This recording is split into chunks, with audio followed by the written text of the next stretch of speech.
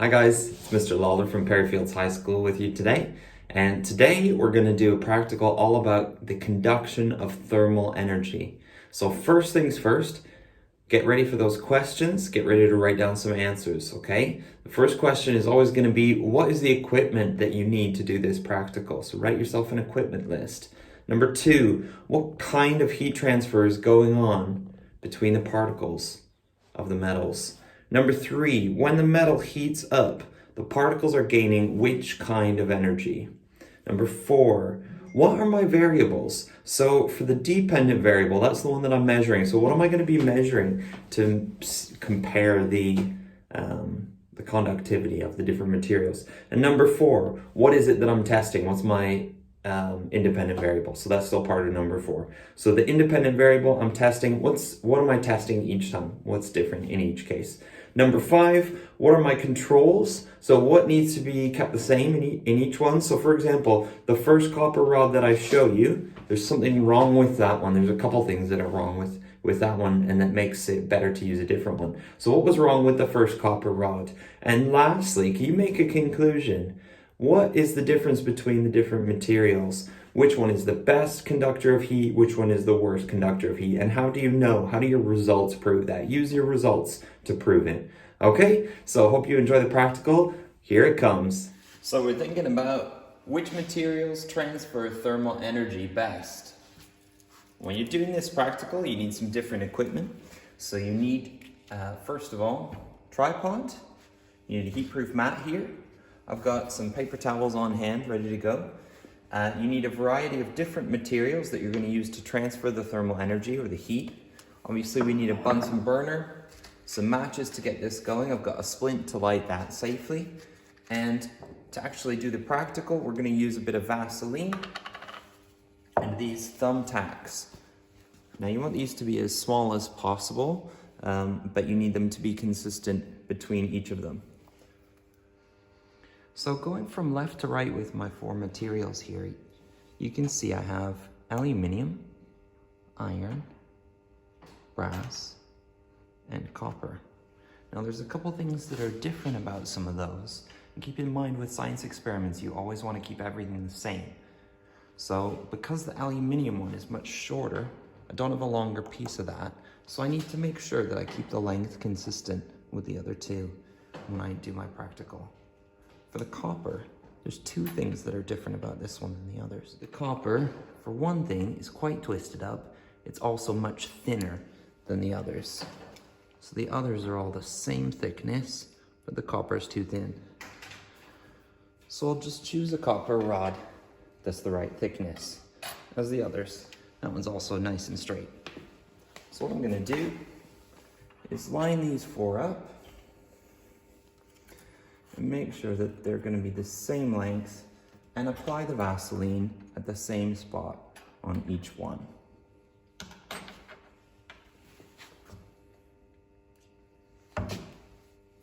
It's also important at this point, these are your control variables. So it's important at this point to make sure that you're trying to put the same amount of Vaseline on each one, yeah? You don't want to put one where you've got loads of Vaseline and another one where you've only got a little bit. Okay, that would be an unfair test. So I'll put on, try to keep approximately the same amount on each one. So this is my independent variable. That means this is the one that I'm testing. So I'm making this different for each one. So my independent variable is which material am I using? So my four materials are aluminium, iron, brass, and copper. The control variable, making sure that you've got the same thickness of rod, making sure that they're the same shape, so they're straight, and making sure that they're the same length. The dependent variable, the outcome that I'm measuring, that is going to be how long does it take for this Vaseline to melt once I start applying heat to it. And when it melts, it's going to drop a pin off of it. So that's where these thumbtacks come in, or pins, that I told you about a second ago.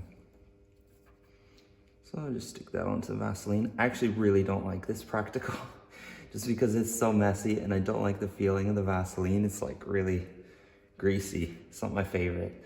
And as well, when it heats up, it just smells like bleh. So you're lucky you can just be watching this from home. Okay, so I'm gonna set this up here.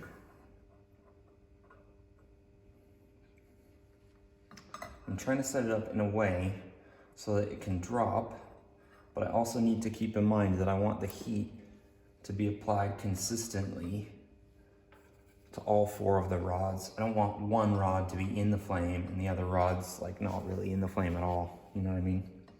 So this might be a bit of a problem. Let me just set this up for us. Okay, I finally managed to get it set up here. I've got it pretty fairly spaced. I had to use a little piece of equipment here to make sure everything was equal distance. The pins are here, here, here, and here. So the order now for the pins, I'm just gonna put on this paper towel here. We've got aluminium on the left. Do you like the way I said that word? We've got brass here. It's not an element, but I'll just put Br. Obviously it's not bromine. We've got iron there, which is Fe. So 3rd from the left. And lastly, we've got copper, which is Cu. Okay, so that works. I'll close my Bunsen burner off. Make sure it's on the safety flame. Use one of the matches. Light up a splint. This is a really tricky practical to get set up if you really want to set it up right. If you're not too bothered, it's not too difficult to get it set up.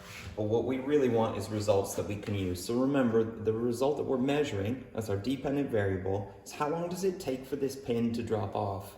What that tells us is how long has it taken for enough thermal energy to transfer by conduction through that material and up to the pin where the Vaseline is holding it. Start the stopwatch, and I'm ready to record some results. So when the metal is heating up here, it's gaining kinetic energy. Kinetic energy is making those particles move faster. And as they move faster, they're bumping into the particles next to them. First, copper, that's 22 seconds. Copper is an excellent conductor of both thermal energy and electrical energy. So that's really, really good. So we wanted to see here, that's what we would expect. So this is probably the first time I've ever done this, and copper comes out first. Aluminium is next at 43 seconds. Now, iron and brass are both pretty good conductors. 52 for brass, but they're obviously not as good as aluminium and copper.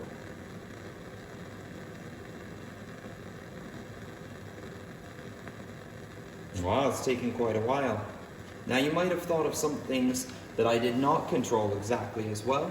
So I didn't control exactly the same amount of Vaseline. If you could control that and make sure that they were secured in exactly the same way, that would make this more reliable results. If your results are confused by any other variables like that are not controlled, it just interferes with the reliability of those results. So we're at 1 minute 35. It's taking quite a while. If we get up to 2 minutes, we'll stop it there.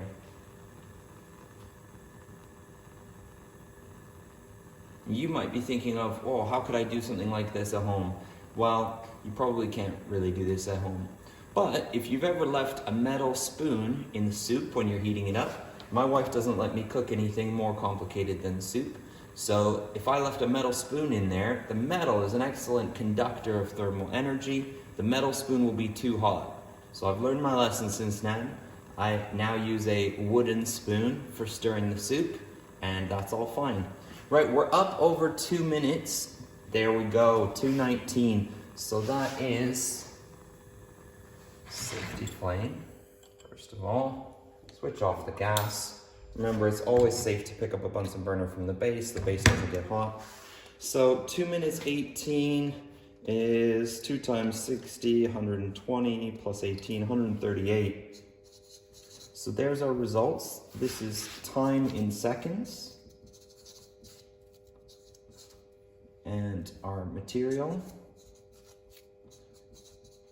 That was our independent variable. Okay?